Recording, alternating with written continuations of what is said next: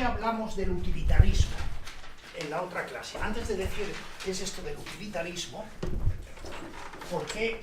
¿cuál es el motivo por el que hablamos del utilitarismo en la otra clase?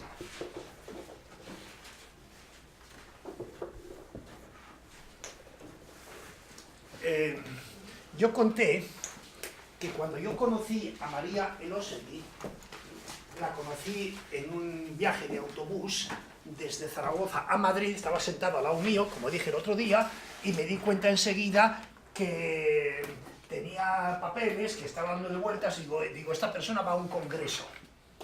Y yo le pregunté que a qué congreso iba, y me dijo que iba a un congreso de utilitarismo. El utilitarismo es un movimiento de filosofía. Estuvimos hablando y entonces ella me invitó a que yo fuera, al menos entre el público, fuera al congreso, y fui. ¿En qué consiste el utilitarismo desde el punto de vista filosófico, de teoría política? ¿Qué es el utilitarismo? El utilitarismo defiende que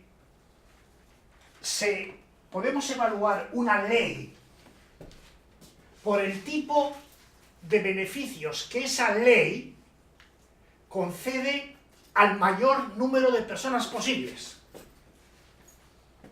O sea, en otras palabras, de ahí viene el nombre de utilitarismo. O sea, que la legislación, las leyes se implementen para producir la utilidad general. Y la utilidad general está concebida como la cantidad de felicidad y placer, que sería el último bien que puede obtener una sociedad. O sea, por tanto, a la hora de legislar sobre lo que sea, hay que tener en cuenta esto. La cantidad de felicidad y placer que afecte al mayor número de personas posibles. Esa es la tesis básica del utilitarismo. Yo tengo una objeción a esta tesis. ¿Qué objeción se podría poner? ¿Qué crítica se podía poner? Yo tengo una crítica a esta teoría del utilitarismo, y no soy el único. ¿Cuál es la crítica que se podría lanzar esta idea de que las leyes deben ir encaminadas de alguna manera a implementar? Sí. Dependen que los designios de los leyes. ¿Quién es escribiendo las leyes? Las leyes. ¿Quiénes escriben las leyes? Pues bien. ¿Cómo se contesta esta persona? ¿Quiénes legislan? Esa es la pregunta. ¿Quiénes legislan?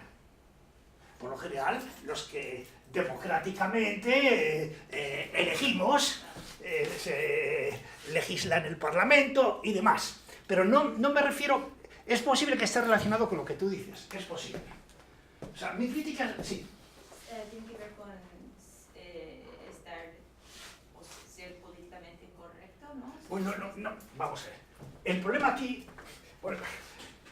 aquí es la utilidad general, lo que afecte al mayor número de personas posibles. Ahí es donde yo tengo el problema. Sí, ¿qué querías decir? No se puede satisfacer toda la gente. Bueno, bien. O sea, eso es cierto. Eso es cierto. Pero, si se legisla para la mayoría de esta gente,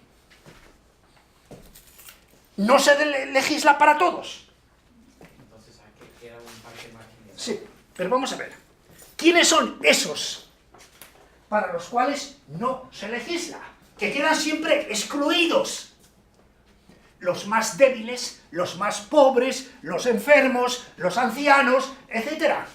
Esos son los para los... No, se legisla para la mayoría. Muy bien.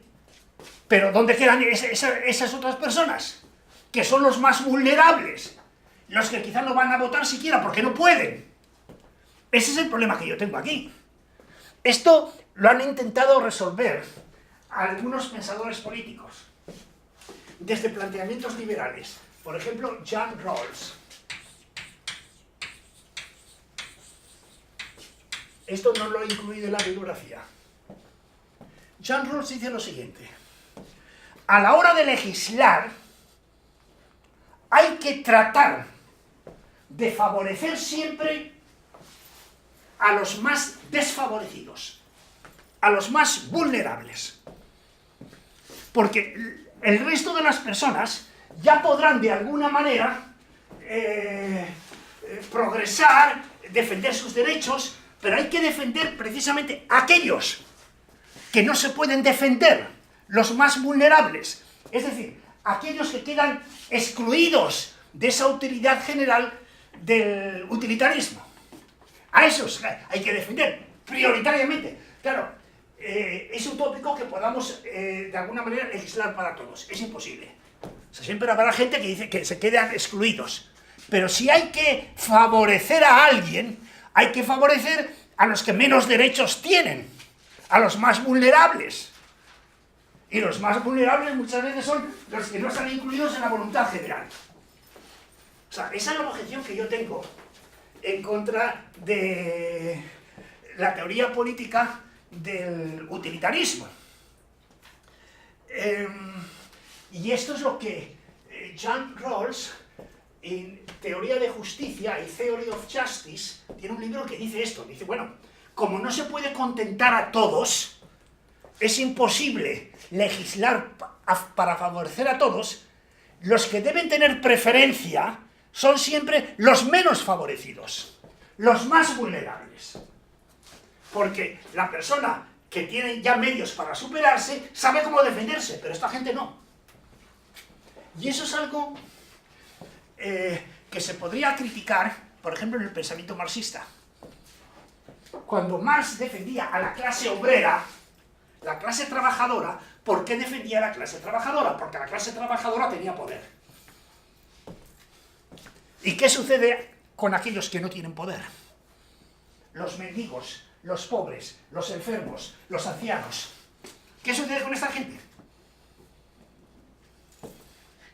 Por eso, de ahí viene mi objeción a la teoría del utilitarismo. Pregunta novena. ¿Quiénes son los pensadores utilitaristas? Sí. Bentham y John Stuart Mill. Son los pensadores utilitaristas. No, suena muy bien lo que ellos dicen, pero existe una objeción muy seria, que es dónde quedan aquellos que están marginados de la voluntad general, de la voluntad para la mayor parte de la gente posible. Sí. El primer pensador. Sí. Jeremy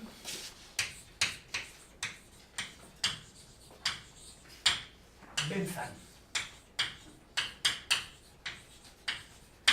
Este pensador vivió desde el año 1748 a 1873.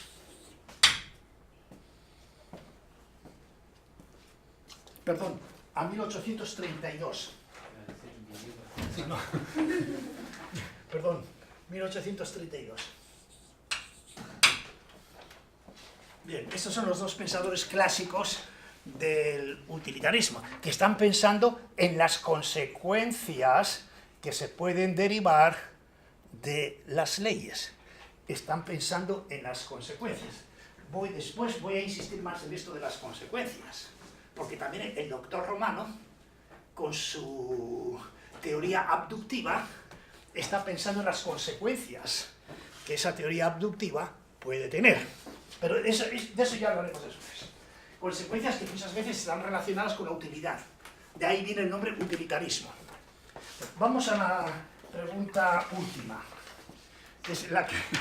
Esa pregunta contesta lo que tú decías. La formulación. ¿En qué ciudad se halla el Tribunal Europeo de los Derechos Humanos? Que es ahí donde han nombrado jueza a María Elósegui. Es la única española de ese tribunal y la primera mujer española en ese Tribunal Europeo de Derechos Humanos. ¿Dónde está? Estrasburgo. ¿Dónde está Estrasburgo? Sí, Francia, cerca de De Alemania. De ahí está. Bien.